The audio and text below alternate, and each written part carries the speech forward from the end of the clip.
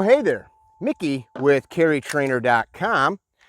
I am going to not use my holster today, and I'm going to show you guys some things that you can train if you go to a range that doesn't allow you to use the holster.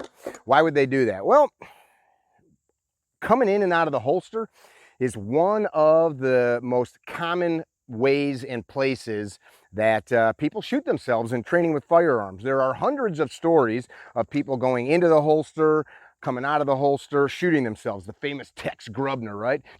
I just shot myself. Remember that one? It kind of went viral for a little bit. And actually, every time somebody shares it, everybody shares it again, right? Well, let's first talk about why that's an issue. It's an issue because people are not minding the trigger. So let's just dig into a minute of safety here. Always know where this thing's pointed with certainty. So in training, I say dominate your muzzle, dominate the space around you. And I'm not talking about, I'm talking about I have visual awareness, just like if I'm riding my bicycle in traffic, just like if I'm driving my car in traffic. I know what's around me. I know where this thing's pointed at all times. Dominate the trigger and trigger guard. I know what's in that trigger guard, i.e. my finger or something else, and when it's not, which is why you've seen me when I go to the holster, I verify the trigger guard's clear. I look and I verify that the holster's clear. Know your target. What's beyond it? Well, it's also pretty important to know your target and what's between your muzzle and the target. What's around it, right? Because bullets don't just go straight through things. Maybe they hit and they might change angles. They might also, especially with steel targets like I'm shooting out here from TA Targets, excellent product, they might go off sideways. So all that said, dominate the gun and muzzle at all times, and you're probably not going to end up hurting yourself. Train at your own risk. I got to add that too, because some of the comments I see lately are a little troublesome. We are adults. If you own firearms and you are training with them, it is at your responsibility, nobody else's. Okay, let's dig into it. So you're at this range. The range will not let you use the holster. Tell you what, you're going to have to do this part in dry fire at home, right? This part I can't get away from. What part can I train? Well, if they're allowing you to hold the gun, which makes sense, think about, D.R. Middlebrooks called it the collection point. So right about here. So I can train from here, which would mimic this. So I'm going to touch. I'm going to work on this touch point. So let's go back to the draw stroke real quick so we know where we're at. So position 1, 2, 3, 4, right? And when done in one motion, it looks like this, right? This finger is just as important as the master grip here. So the master grip, I'm high, tight on the pistol, how I want it to be. We've got tons of videos on grip. This touch point, where my support hand contacts the trigger guard, is something we need to train. So because I can't draw, I'm going to bring my pistol to this position. I'm going to have my support hand at the center line of my body, of course, behind the muzzle, because I know what's beyond my muzzle and the target, between the target and my muzzle rather. So I'm never going to point the gun at myself, and I'm going to touch. Let's come closer so you can see. Let's touch together. Touch, touch. And as I press out, I'm going to form my two-hand grip. Again, plenty of videos on grip on this channel and others, but this touch point is what matters. So when I get to the live fire portion, which I'm going to throw my eyes and ears on now, using these in-ears from Pro Ears, Audiomorphic. They give you about 12 more-ish decibel reduction rating, which is pretty cool. Something I can always train is good systems for loading and unloading. Lock the slide to the rear, cant the mag well inboard, seat lock, tug, cycle. If I want to press check, tap the gun into battery, safety, decock, whatever I got to do there. Okay, so I'm going to identify a target. We'll just work 2 shots. So body posture matters. So I'm on the range. I'm going to train good posture. I'm going to train good grip tension, meaning I'm gripping the gun good and hard. I square up on the target, got my support hand at the center line of my body, and touch, punch out, Follow through if that's what you want to do. Fingers straight, compress back in, relax, dominate the muzzle. I'm not dropping the gun, right? Now, if that's too fast, as far as the cadence of shots, we'll just slow it down. Center line of the body with the support hand, touch.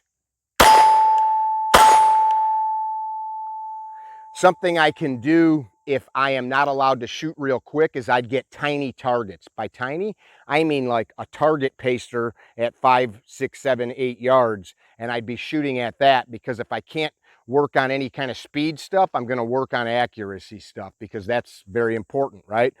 And touch. Head swinger is my target. Touch, touch, touch. So a couple things are super important that everybody's got to work on, no matter how much training you have. Proper grip tension, and usually more is better. And touch. Well, that's not going to be allowed, that rapid fire, but my plate got stuck. There we go. Let's change it up. Continuing. Something else I can do. I've been shooting a bit, retrieve a new mag, and I can top it off. Some people call that a tack load, a tack reload, a tactical reload. Just think about the fact that you're learning to manage the ammunition in the gun. Nothing more than that. So again, to reiterate, the first thing that we can work on, we're removing this part of the draw stroke from the holster to here. I'm joining, punching out. Removing this part of the draw stroke from the holster to here. I'm joining, punching out. Real easy. The movement aspect is the one hard part people have on the indoor range, especially when you're in that shooting lane. So check this out. I'm going to punch my gun out. I'm going to get a sight picture on the center of my steel. And this is about all you're going to see. The gun's going to move, and I can't go crazy, right? Because if I'm at a range that's not allowing movement, I've got to be following the rules. So I'm going to move my sights from the right to the left side of my target, and without stopping, I am going to fire while the sights are in movement. I'm going to point at you guys. There's nobody behind the camera. This is pretty much what it looks like. Now, hit, hit. So back on the steel, hit, hit, hit. I'm not doing this, stop, shoot, stop, shoot. I'm hit, hit. So what I'm doing is I'm learning to see my sights in movement. No, it is not the same as a moving object, nor is it the same as my feet moving. But what it is me teaching my brain to see those sights in movement and be capable of getting hits. We do that in classes often with paper. We put a piece of printer paper up, because there's a nice contrast between your sights or your dot and that printer paper. And you just move. You can go left to right. You can go up, down. Of course, I'm not doing stuff like this, right? A range officer is going to come go, what are you doing? Put your gun away. Just a little bit of movement, and I can practice that. So there's another thing you can do on the indoor range that's got limited stuff. Speed, shooting quickly, is often a big concern. I can't do that on the range, so what can I do? I mentioned it a moment ago. No one ever said I'm too accurate. Nobody ever said, you know what, I'm too accurate. I need to go buy a less accurate gun. Nobody ever said I'm too fast or I'm too strong, right? So accuracy above all. My mentor, one of my mentors, Bob Housingay, had a thing that I'd hear him say every time I trained with him. He'd say, start and end all training with accuracy. Why? Because that's the ultimate purpose of a firearm. It's to hit something. Doesn't matter if it's a cop stopping a bad guy, a target shooter, a hunter. The whole purpose of the gun is to hit something. Let's carry on. So I've got a magazine here. Good shout out for Supervel here. I'm going to load a couple rounds in it, and I am going to grab some dummy rounds. And this is a great exercise to work on some things like a good trigger press, a good grip. So I'm going to feed a dummy round in. I'll throw some ammo in. And now it's nice to maybe load these the day before so you forget, or have somebody at the range load them. The rounds you want mixed in. I want some live ones and some dummies mixed in. What am I looking for? Couple things. When I get to the dummy, the gun's not going to go off, right? As you'll see. I'm looking for a good steady gun. One thing that you'll notice, you go find the best grandmaster shooter in the world and you will see a push. And if you slow it down, that push is happening microseconds after the click. What that dude or dudette is doing is they are so used to driving the gun back to the target. So you may see in a moment a slight dip. I'm not the greatest shooter in the world, but I've done it enough that when the gun goes off, there'll be a slight push after the fact. How do we know that we're not just driving it down? Well, the target doesn't lie. If I'm hitting my targets and all of my shots are not low or low left or low right, we understand that that push is happening after the trigger press. If that doesn't make sense, we can talk about it more in the comments. So here we go. I'm going to demonstrate and then we'll talk about what it is we're doing. So again, I'm going to load this into the gun and you pick your target and I'm going to work through really smooth trigger presses. Are you ready?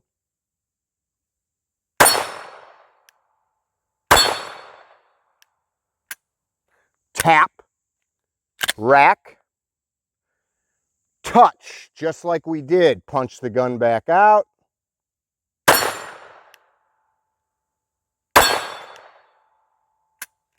Tap, rack, touch.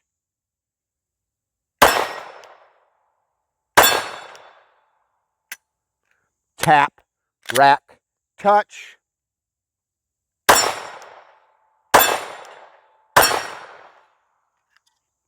And now right here is an opportunity. I should have done it. I've got a mag on, gun goes to slide lock, dump, and I can get my reload off of my holster. I'm going to pick these dummies up real quick, guys, so that I don't smash them into the dirt. They're not that cheap, actually. So, did you notice a couple little pushes? Slow the film down if you want, and you'll see that it's happening right after the trigger press. It's an interesting phenomenon that sometimes when demoing, you'll hear guys go, how will this benefit you? Well, first of all, that slap rack, we call that an immediate action drill or a remedial action drill to remediate a problem, right? Something's broken, this is how I fix it. The gun goes click, I slap the magazine, because if the magazine comes unseated like this is, I can rack till the cows come home and it's not going to reload the gun. So I take my support hand off the gun, forcefully seat the mag, forcefully rack, and then I get that touch point again. And I hope you guys realize I'm making these kind of big theatrical movements so that you see, in reality, it would look pretty much like this. Tap, rack, back onto the gun, right? The overall and overarching concept is this. What problem am I trying to solve? By that, I mean, you're like, I want the world to be a better place. No, the problem you're trying to solve is that you, if needing this gun, whatever gun you carry, wherever you carry it on your body, if you need it, meaning something so terrible has happened, you can't stop the terrible with your words, you can't stop the terrible with your hands, you can't stop the terrible by making space, you can't stop the terrible by calling 911. Right now, the only way I can make this terrible thing stop is to present a pistol and put force, right? Multiplied force that's more than my fists, force that's more than my words, not to bemoan the point I just made. Then I need to be able to go from here to here and get those hits. Sight pictures, grip, trigger, keeping the gun up and loaded. I think too often we make things harder than it ought to be. Shooting is quite simple.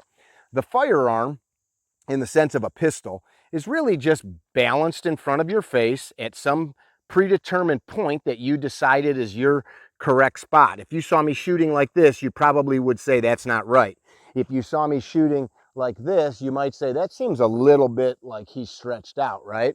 So we're gonna find the area that is comfortable for us. In any training that we're doing, I've gotta repeat those things.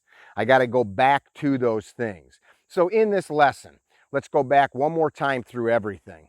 I can work touch, punch out.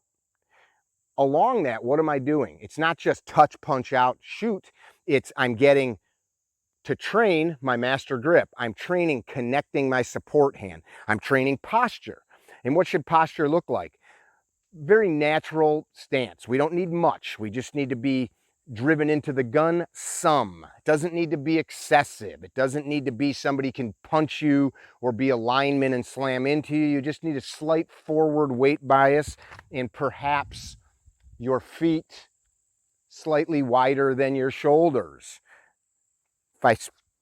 Depending on which hand is your dominant hand, you may choose to have 1 foot back, but we want to get good at being able to move around a little bit. So that's another discussion. Do I have good posture? Do I have good posture underneath me?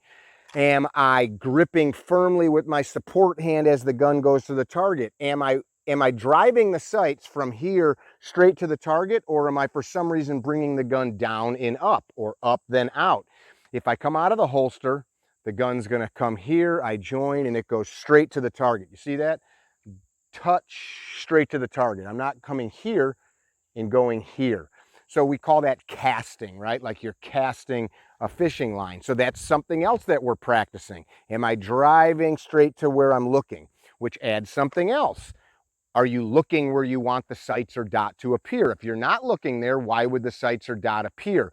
An analogy that makes good sense: if I'm shooting a basketball, you want to look where you want the ball to go. You don't look over here and shoot. If I'm throwing a baseball, I don't look at the first baseman and throw the ball at home plate, right? If I'm throwing a dart, I look at where I want the dart to go. I don't look at my feet.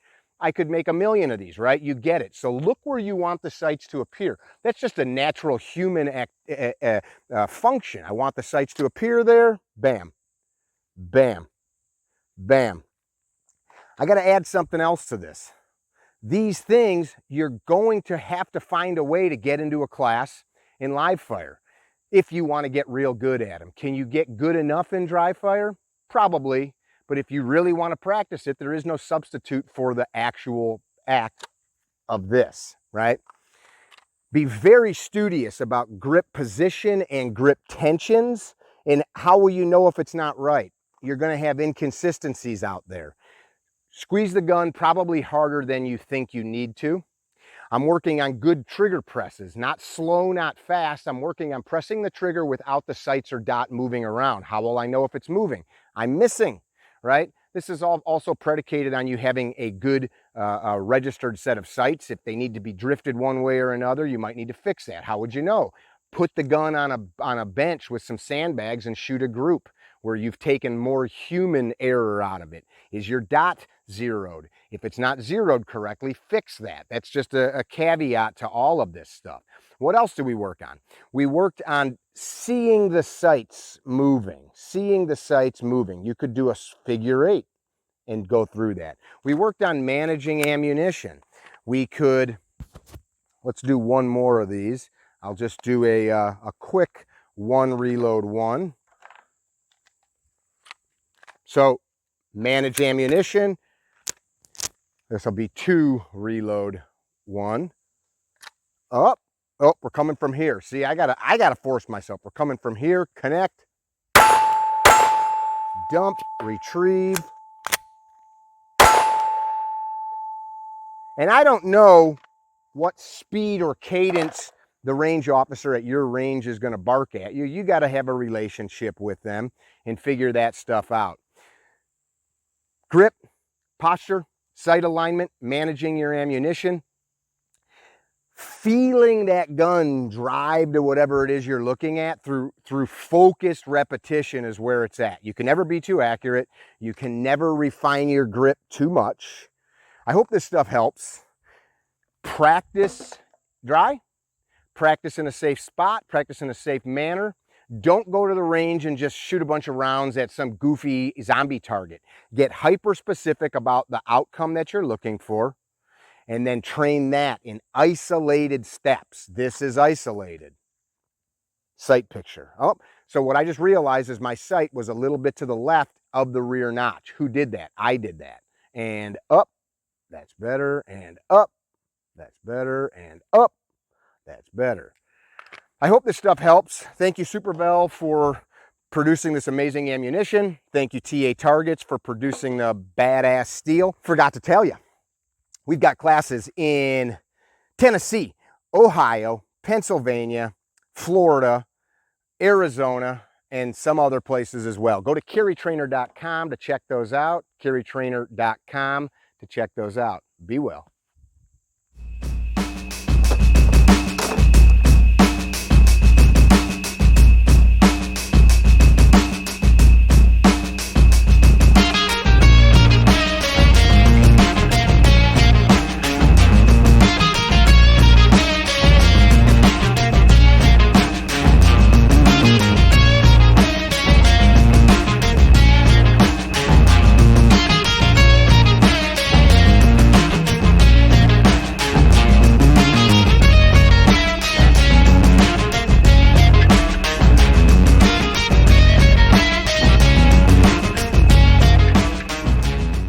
Take a knee, muzzle level. This isn't a crutch. I'm gonna fill my muzzle full of dirt and I'm gonna blow my gun up. Muzzle level, which means I might need to build some forearm strength. Support hand to the earth, prone out. Same thing we've been working on.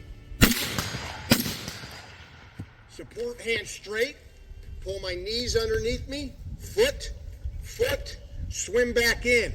Part of this movement is the sling work. It's not just